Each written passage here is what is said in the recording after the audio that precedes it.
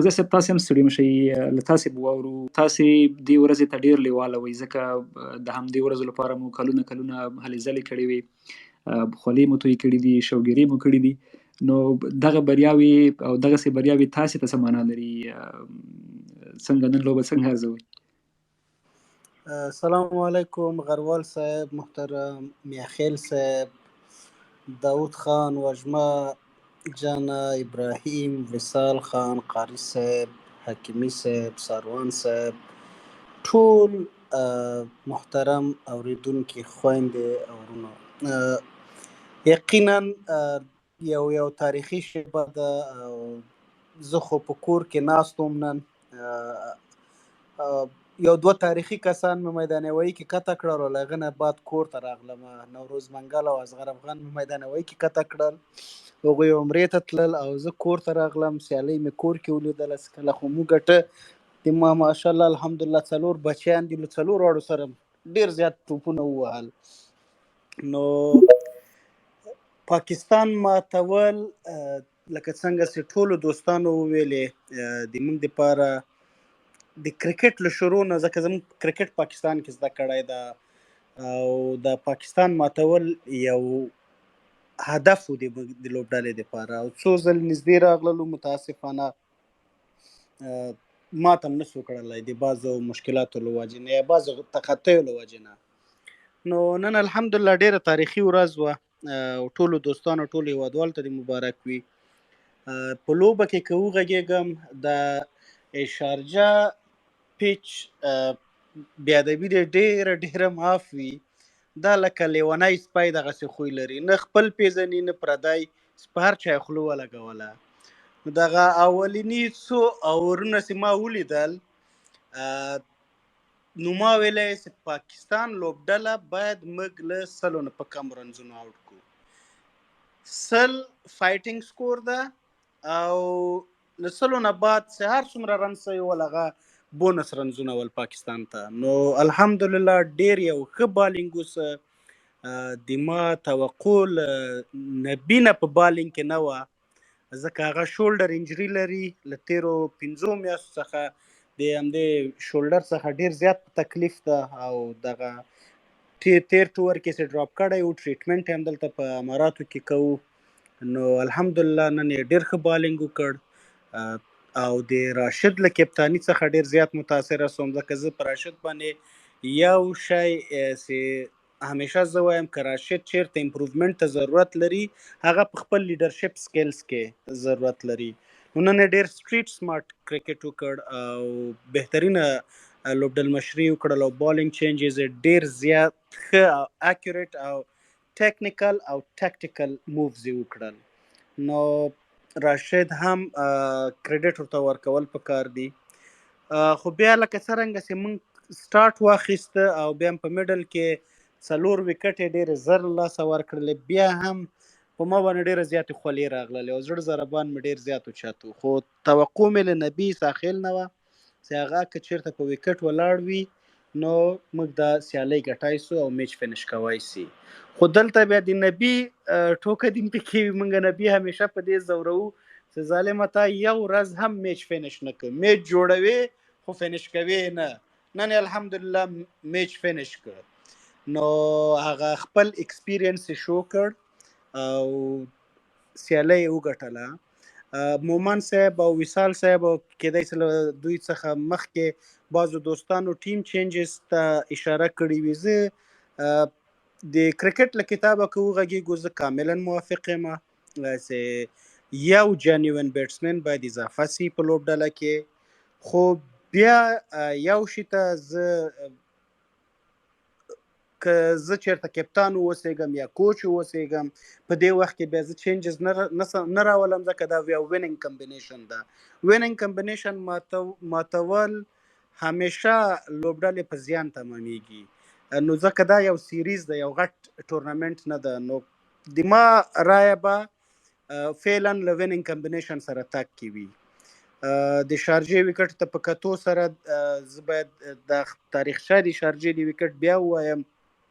په دې وکټ کې نن د موږ الحمدلله سپینران وځلېدل، خو دا په لومړي بالینګ کې سپینرانو ته سپورټ کوي، په دویم اننګز کې میډیم پیسرز هغه جینوین فاست بالرانو ته هم سپورټ نه کوي. که تاسو نسیم شاه لیدلی وای هغه صحیح دومره کامیاب نه و. که چیرته زه له فهیم اشرف نه ډارېدم، که فهیم اشرف ته بالینګ ورکړی او هغه پچ په زوره ولي او بال سکټ کیږي، د کوم بالر چې بال سکټ کیږي هغه په دې وکټه ډیر خطرناک تمامېدای سي. نو بیا هم زه بیا لکه عظمت عمرزی، کریم جنت، ګلبدین موږ ته په راتلونکي کې چیرته موږ چیسنګ ته لاړ سو دا هلکان موږ ته مفید تمامېدای سي. یو دوه اووره ګلبدین یا دوه اووره کریم جنت ډیر ښه ویستی سي، او که چیرته سپیلې ولګېږي ټیم هم ختموي سي. که تاسو چیرته کریم جنت لیدلی وای سیملر وکټ و په لکنو کې د ویسټ انډیز خلاف، سي ګډ لینث کې ته بال پچ کې او پچ په زوره ور لکه د کرکټ په اصطلاح کې ټو هیټ د ډیک هارد، نو بال سکټ کیږي او ټو پیس راځي او باونس هم ویری کیږي، یو بال جګ راځي یو بال ټیټ راځي، لکه ټرو باونس نسته په دې وکټ کې. نو بیا دا بالران ډیر خطرناک تمامېدای سي.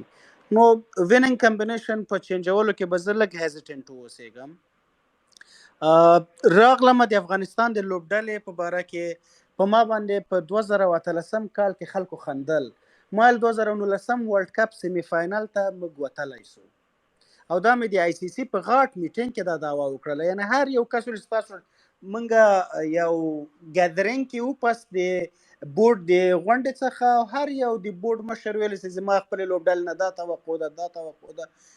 ما نه پوښتنه وشوه چې تا څه ایکسپیکټ کوې د خپل لوبډلې څخه؟ ما 2019 سیمی فاینل 100% شور ده د موږ، ځکه په دې لوبډله باندې زه ډیر زیات اعتمادي یم. افغانستان په لوبغاړو باندې زه الحمدلله ډیر زیات اعتمادي یم.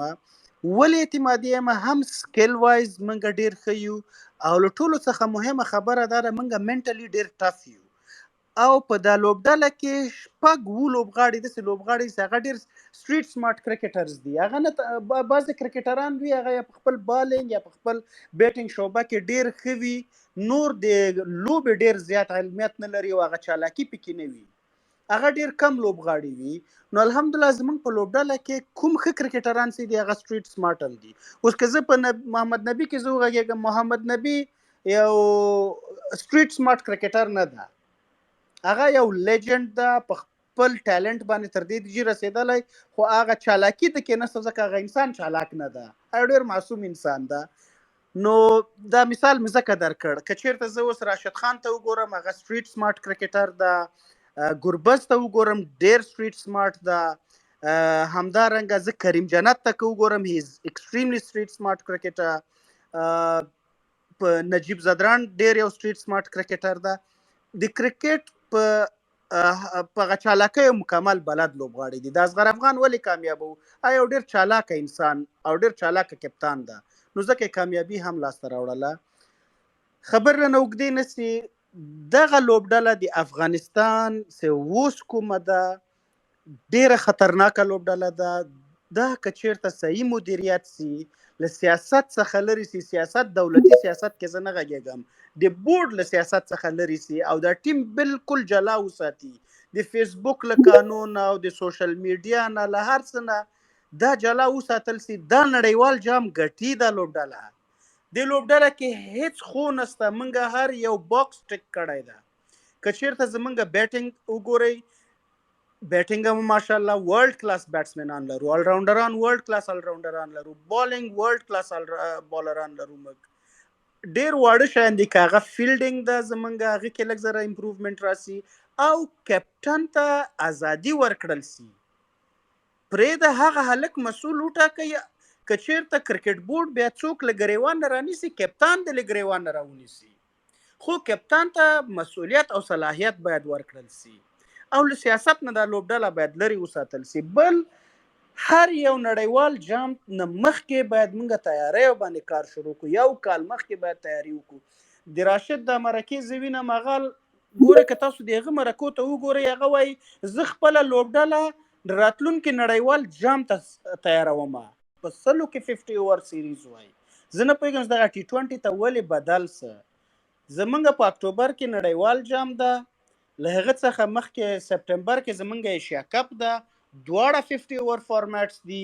زمونږ نړیوال جام نیکسټ ایئر د شل اوریزو باید منګه په 50 اوور باندې ډیر زیات تمرکز وکړو او لوبډله 50 اوور ته تیار کړو. هغه راولي ګوره زه یو شی وایم که د ما په دوران کې و لمانه مخکې و لمانه بعد چې څومره لوبډلې سلیکټ شوي دي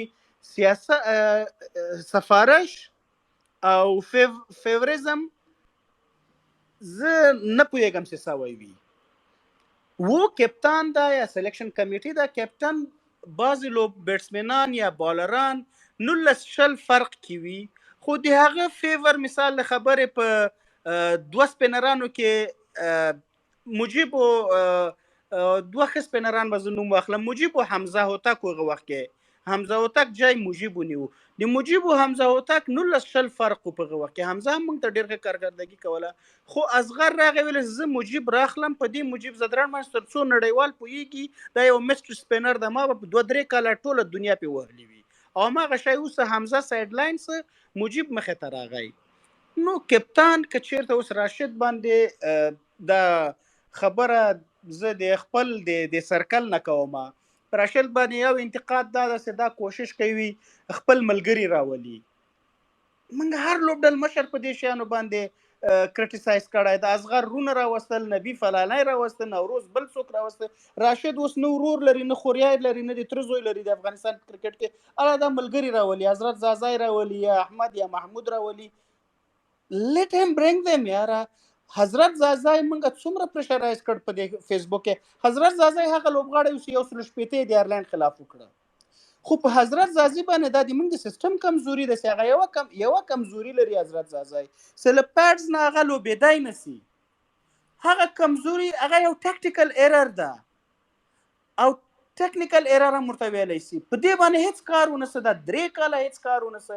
دې بیټسمن کې دومره صلاحیت ده چې هغه یو سل شپېته کوي. په پی ایس ال کې د دنیا ټاپ بالران په دې اماراتو کې ووهل خو اوس خلکو پیدا کړی د پیټ ته بال ورته کوه په د 3 وکټو کې بال ورته کوه دا سړی بلاک کیږي آن سایډ باندې سکله راځي دی بلاک کیږي. صاحب ډیر زه ته بخې خبرو کې مرالویږم تاسو به دلته یو وعده راکوي چې د دغه لوبو په تخنیکی اړخ باندې به تاسو سره یو ځان له بحث جوړو او په دغه باندې به ضرور غږیږو ځکه ډېرې برخې دي چې په هغې له تاسو شاید بل څوک ښه ونه پوهېږي او هغه که د مشورې په ډول او که د نقد په ډول ښه به وي چې له تاسو سره یې په تفصیلي ډول په یو بیل دا واده غرول صاحب نقد د ستانګزي صاحب نه واخله ښه ده همدا اوس یې وخت ده خو تاسې به دا ټول ملګري شهیدان نیسم که نه بیا ورباندې جګړه کېږي. انشاءالله خدمت کې یوه پوښتنه درنه بله کوم ستانګزي صاحب که لنډ جواب راکوي د نبي او د راشد په اړه داسې وغږېدلی د راشد د رهبرۍ په اړه او د نبي د رول. راشد نوی د لوبډل مشتری کې او نبي شاید د خپل لوبیز ژوند په هغه مهم فصل کې وي او یا هغه مهم فصل پاتې وي په دې معنی چې اوس که چېرې نبي له لوبډلې ځي په هغه عامیانه اصطلاح باندې کېدای شي لوبډله یو قسم بې سرپرسته او بې سرنوشته پاتې شي ځکه نبي تر ټولو تجربه کار لوبغاړی دی. د نبي رول څومره مهم دی او څه کول ورته پکار دي چې راشد او لوبډله داسې یو حد ته ورسوي چې سبا کال یا 2 کاله بعد د په تګ باندې دغه تشه احساس نشي ډېره څومره څه باید وکړي نبي؟ ګورئ زه باید ووایم موږ یو ډېر زیات غټ تخطي کړی وه چې د اماراتو سیریز کې موږ نبي ډراپ کړی و او تاسو یې ریزلټ ولیده یعنې موږ 3-0 هم هغه سیریز بایللی سو. یو د نبي نشتون و. نبي لکه کور کې یو مشر فعلا په ټیم کې دغسې رول لوبوي. د نبي نشتون په لوبډله کې ډېر زیات منفي اغیز غورځوي خو نبي منټلی ډېر زیات ډسټرب د فعلا له سیستم څخه. نبي زمونږ یو لیجنډ ده که موږ هر څومره د دې پخواني کرکټرانو څخه خفه یو باید عزت یې وسي. زه یو مثال در کوم شاپور زدران نورعلي زدران همدغسې یو څو نور لوبغاړي لیجنډز لوبغاړي دي مونږ د ما په خلاف یې پریس کانفرنس یې وکړی حتی مظاهرې راوویستلې خو ما همیشه دا په غېږ کې نیولي دي د ما ستوري دي د هغو بې عزتي زه ولې وکم ولې زه بې عزتي وکم ولې زه په میډیا کې راوځم د هغې خلاف وغږېږم یا فیسبوکي کمپاینونه پسې وچلوم. نبي خو باید د افغانستان کرکټ بورډ داسې وساتي دا 2 کاله کرکټ چې پاتې 3 کاله کرکټ پاتې ده نبي باید دوی منټلی ډېر سټرانګ وساتي او نبي څخه کار واخلي. راشد هم باید په دې پوه کې چې نبي څخه کار واخله هغه اوس د تا څخه ډیر کرکټ کړی د لغه نه زده کړه وکړه راسمه په د نبی تشه څنګه باید ډکه سي فعلا زه یوازینی کس وینم چې د افغانستان په د ټول لوبغاړو کې د نبی تشه ډکوي سي په لوبډله کې هغه کریم جنت ته صحیح ده کریم جنت میډیم فاست بالر ده او نبی سپینر ده خو لیکن کریم جنت د تا پرفیکټ نمبر 5 یا نمبر 4 بیټسمن راتلای سي او تا په 50 اوور کرکټ کې ښه یو و اته اوره درکوي په ټي 20 کرکټ کې 2-3 اووره درکوي زه لاندې نور د څوک نه وینم متاسفانه منګه د یو پلیر نه تیار کړی سي د نبی تشه مونږ ته ډکه کړی سي هغه ته پوره بیټینګ وکړي او پوره اوورز درته وکړي منګه په سپیننګ آل راونډرز مونږ نه لرو و راشد زه یو شی حیران یم چې راشد په ټي 20 کرکټ کې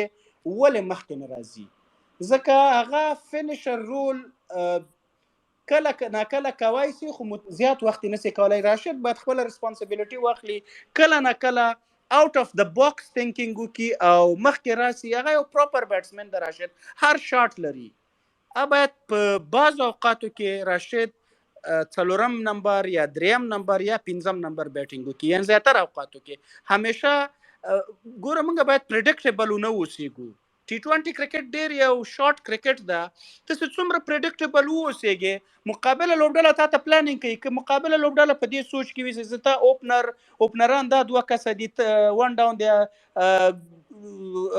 احمد یا محمود راځي ټو ډاون دی نبی او رجیب او کریم جنت او راشد دا درته بیا پلانینګ کوي سي سمارټ کیپټنسي درسته اوټ اف د باکس تھینکینګ او سچويشن ریډ کې دغه مطابق امغه ډیسیژن وکي لکه پچ کتلو نه مخکې مونږ وایو چې دا وکټ ډیره ښه ده ټاس موږ ګټه اول بیټینګ کوو او 280 رنزه باید هدف ورکو نه ماډرن ډے کوچینګ دا وایي چې کله دوه اوپنران کته سول وکټ 15 اوور یې ولوبول دغه دوه بیټسمنانو وظیفه ده چې ډریسینګ روم ته میسج پاس کی چې په دې وکټ باندې دغه ټارګټ مونږ ته مهم ده او دا ټارګټ باید مونږ ورکو مقابله لوبډله مونږ راټینګولای شو